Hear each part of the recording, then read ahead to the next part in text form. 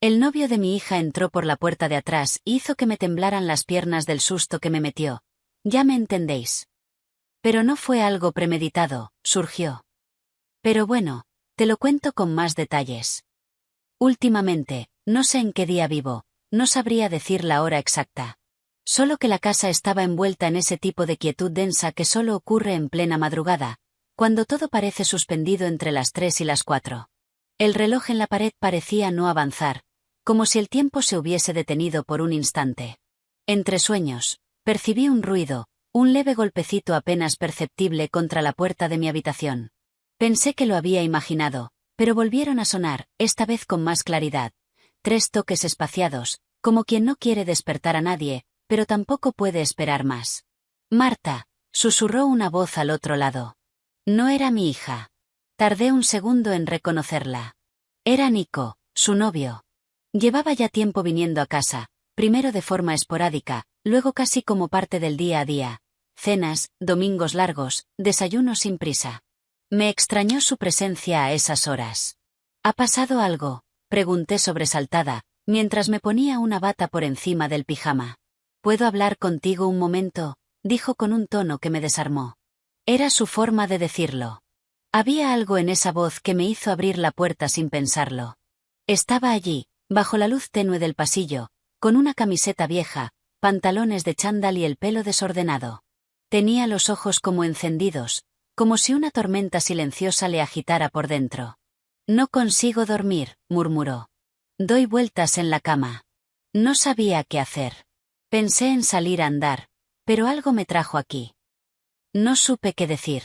Hacía calor, o quizás era yo la que empezaba a sentirlo. Le hice un gesto para que entrara en el salón. Caminamos descalzos, sin hacer ruido, como dos que comparten un secreto.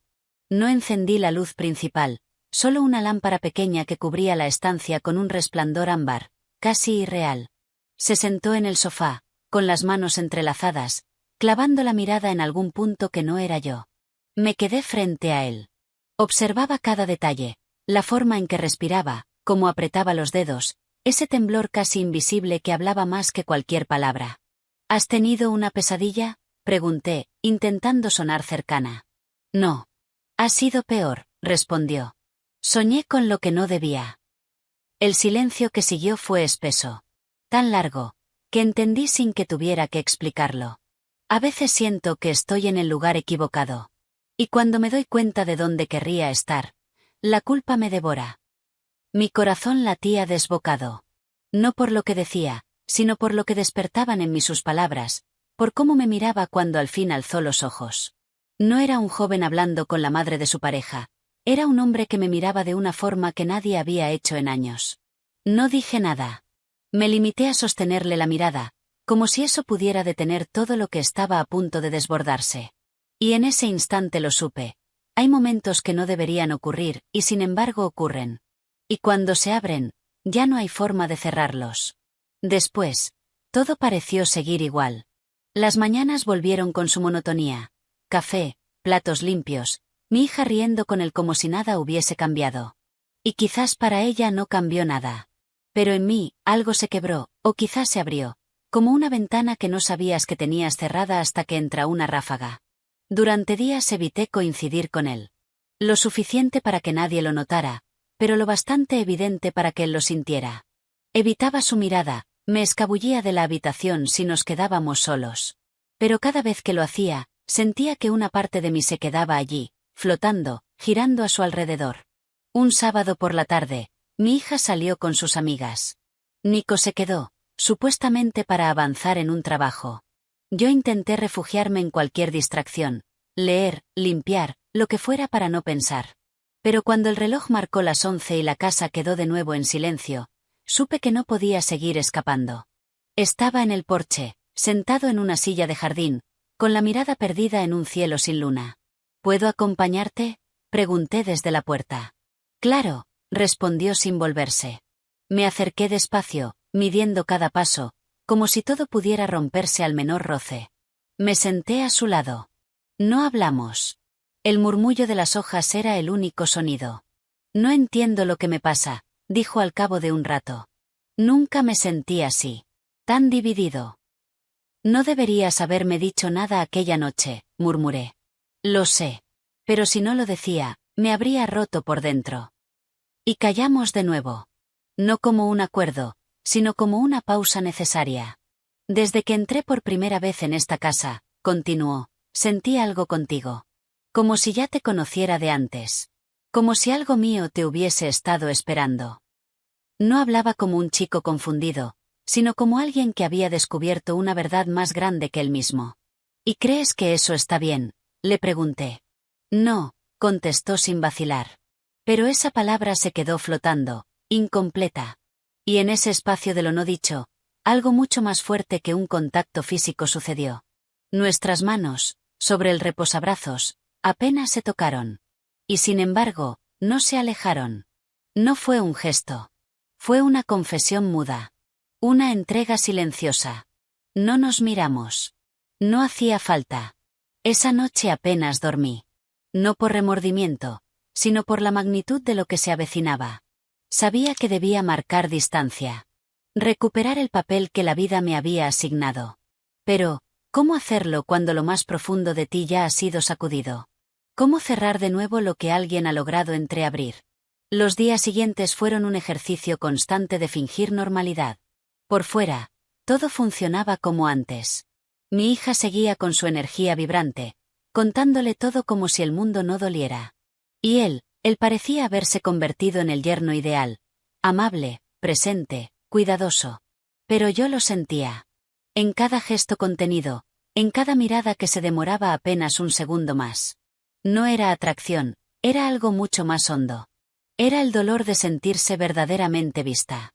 Una tarde, la casa quedó vacía. Mi hija había ido a dormir a casa de una amiga. Yo preparaba un té en la cocina cuando oí pasos. No eran furtivos. Eran decididos. Nico apareció en el marco de la puerta.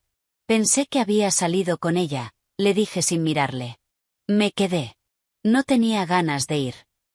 No necesitábamos hablar mucho. El silencio entre nosotros se había vuelto un lenguaje compartido. ¿Te importa si me siento un rato?, preguntó. Asentí. Nos sentamos, cada uno en su esquina del sofá. Al principio hablamos de cosas sin importancia. El tiempo, un libro olvidado, una fuga en el grifo. Pero poco a poco, la conversación se volvió más íntima, como si cada frase nos empujara hacia un lugar más real. A veces creo que la vida se parece a una casa antigua, dijo. Llena de habitaciones cerradas. Algunas con recuerdos, otras con secretos que nunca abrimos. Le miré, sabiendo lo que intentaba decir. ¿Y qué hacemos con las llaves que encontramos por casualidad?, pregunté. Sonrió, pero con tristeza. A veces las guardamos. A veces abrimos. Y a veces, entramos sin pensar. Nos rozamos al tomar nuestras tazas. Esta vez no nos apartamos. Fue una decisión sin palabras. Esto no está bien, susurré. Lo sé, dijo. Pero, ¿alguna vez algo que te ha hecho sentir viva ha sido completamente correcto? No respondí.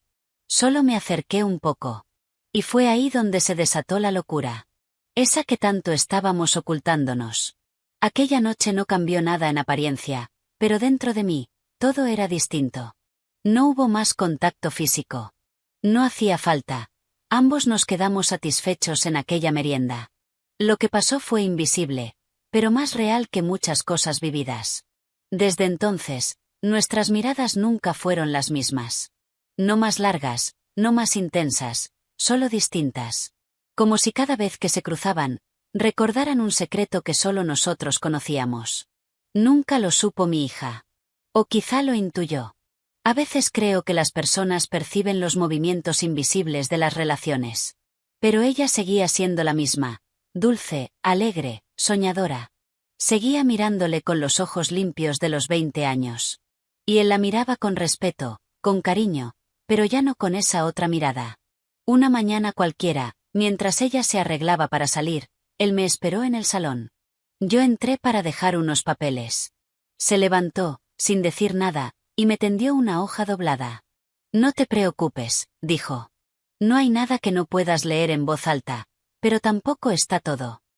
Esperé a que se fueran. Luego abrí el papel. Era una nota breve. A veces, algo que no debería ocurrir, nos revela quiénes somos. No quiero repetirlo, pero jamás podré olvidarlo. No lloré. No sonreí. Sentí una paz extraña, casi incómoda, pero necesaria. Ese fue el final. No volvimos a estar solos. Semanas después, como tantas parejas jóvenes, ellos rompieron. Razones difusas, desgaste, caminos que se separan. Nunca supe si lo nuestro tuvo algo que ver. Él no volvió. No dejó rastro visible. Pero yo ya no era la misma. Aprendí que el deseo no siempre necesita tocarse. Que a veces basta una mirada, una sola noche, para tambalearlo todo. Que hay infidelidades más peligrosas que las físicas, las que se sienten y se callan. ¿Alguna vez te has cruzado con alguien que te haga cuestionarlo todo? ¿Dónde empieza la traición? ¿Dónde termina el límite entre sentir y actuar? Si esta historia te ha removido, déjalo en los comentarios. Dale a like si alguna vez has vivido un silencio que lo decía todo.